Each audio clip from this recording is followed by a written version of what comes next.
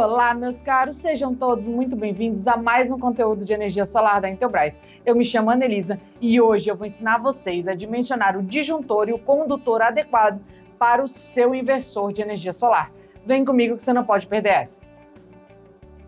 Bom, primeiro ponto é entender quais são os dados que precisamos coletar.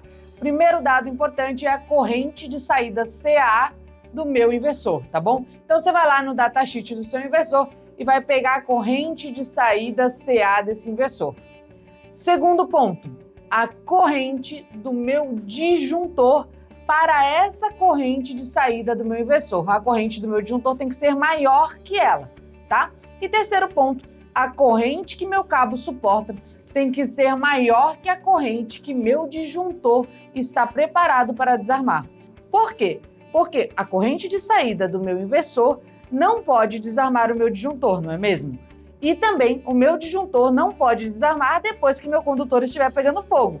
Então, essa é a sequência.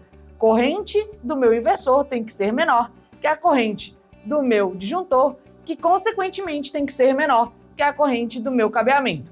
Visto isso, agora nós vamos atrás da primeira unidade, a corrente do meu inversor. Você vai encontrar nas especificações técnicas desse inversor. Eu escolhi o inversor de 15.000 watts G2 da Intelbras, porque eu já venho trabalhando ele em outros vídeos. Se você quiser saber como dimensionar a parte CC desses inversores, nós já temos vídeos aqui no canal, tanto como definir qual é a potência adequada, assim como fazer a distribuição dos módulos nesse inversor, tá bom? Bom, voltando para cá, eu vou botar aqui para vocês, tá geralmente na segunda página, e aqui vocês vão encontrar a corrente de saída do seu inversor. No caso desse inversor, são 25 amperes. Então, lá no nosso fluxograma, a gente já vai preencher aqui. Eu vou deixar o fluxograma acompanhando a gente. Agora, nós vamos procurar uma tabela, tá, de disjuntores, para que a gente escolha um disjuntor padrão para esse inversor. Essa tabela de disjuntores eu encontrei no Google, bem simples, bem prática, só para a gente respeitar os padrões, tá bom? Você vê aqui nessa tabela que nós temos disjuntores de 25 amperes, igual o do meu inversor, e nós temos disjuntores de 32 amperes. Não é ideal você escolher uma corrente igual ou muito próxima à saída do seu inversor. A chance de você desarmar esse disjuntor é grande, tá bom? Então, vamos escolher o disjuntor de 32 amperes. Lá no nosso fluxo ficou 25, tem que ser menor que 32. Ok, né? Agora vamos definir qual é o condutor adequado. Para definir o condutor adequado, nós temos que utilizar a NBR 5410, que é uma normativa brasileira para instalações em baixa tensão. Nessa NBR 5410, nós vamos direto à tabela 33. Nessa tabela 33, nós vamos definir um método de instalação.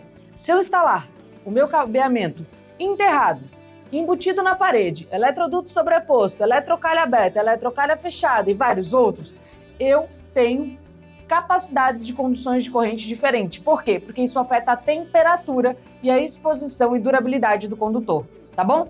Visto isso, nessa tabela 33 nós vamos definir um método de instalação. Nesse caso, eu vou utilizar o método de instalação para eletroduto sobreposto, que é o método B1, tá bom? Então, aqui selecionei o método B1, eletroduto sobreposto. Agora eu vou abrir um parênteses aqui com vocês. As próximas tabelas que nós temos que observar são as tabelas de 36 a 39. São 4 tabelas diferentes. E quando que você vai utilizar cada uma delas, tá bom? As tabelas 36 e 37, elas se referem aos métodos de instalação de A a D. E as tabelas 38 e 39, elas se referem de E a G, tá bom? Pessoal, de acordo com o método de instalação que você selecionar, você vai selecionar uma dessas tabelas. Ana, ainda assim eu tenho 2 tabelas para o método B1. Qual que eu vou escolher? A tabela 36, ela se refere ao método de instalação com condutores de PVC, que possuem uma capacidade de temperatura e de tensão menor do que os condutores EPR, que estão na tabela 37. Visto isso, eu vou passar essas 2 tabelas com vocês para vocês verem como isso dá diferença na seção do condutor. Aqui, na tabela 36, nós temos que encontrar para o método B1 uma corrente que atenda no mínimo os 32 amperes do nosso disjuntor. Ana, mas a saída do meu inversor não era de 25 amperes? É, mas eu tenho que desarmar o meu disjuntor antes do meu condutor pegar fogo, não é mesmo? Então, o que define a corrente que eu vou procurar nessa tabela é a corrente do meu disjuntor, não é a corrente do meu inversor, tá bom, pessoal? Então, vamos lá. 32 amperes é o mínimo. Aqui na tabela 36, eu encontrei para o método B1 trifásico, tá? Que são 3 condutores, eu encontrei aqui 36 amperes. Para esses 36 amperes, eu tenho aqui um condutor de, no mínimo, 6 milímetros, tá bom? Se eu for olhar agora na tabela 37, que é um condutor com isolação EPR, ou seja, uma isolação de 1000 volts e uma temperatura mais adequada, ele, no método B1, eu vou ter um condutor necessário de 4 milímetros. Veja bem, 36 eu vou precisar 6 milímetros, 37 eu vou precisar de 4 milímetros, mas o EPR ele é um pouquinho mais caro que o PVC, tá bom? Então, aqui vale a compensação e a comparação. Lembrando que eu não posso utilizar PVC para método enterrado, que é o método D, tá bom, pessoal? Bom, visto isso, está concluído o nosso dimensionamento tanto do meu disjuntor quanto do meu condutor adequado, tá? Minha corrente de saída é de 25 amperes, que respeita os 32 amperes do meu disjuntor, que respeitam os 37 amperes que meu condutor de 4 milímetros EPR suporta, tá bom? Existe mais alguma coisa sobre condutores, Ana? Existe. Esse é o dimensionamento básico.